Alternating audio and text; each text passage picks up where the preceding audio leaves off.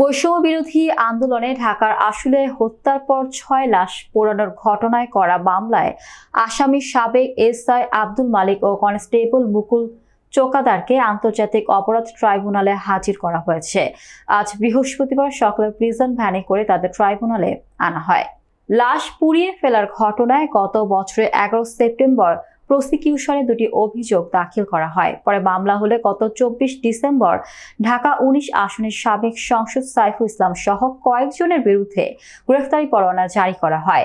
MP পলাতক থাকলে অন্য আসামি অর্থাৎ ঢাকা জেলার সাবেক অতিরিক্ত পুলিশ সুপার মোহাম্মদ আব্দুল্লাহিল কাফি, ঢাকা জেলা পুলিশের সাবেক অতিরিক্ত সুপার মোহাম্মদ শহীদুল ইসলাম, তৎকালীন ভারপ্রাপ্ত কর্মকর্তা AFM সাইদ, ডিবি পরিদর্শক মোহাম্মদ আরাফাত হোসেন, এসআই মালিক এবং কনস্টেবল মুকুলকে গ্রেফতার করা হয়েছে।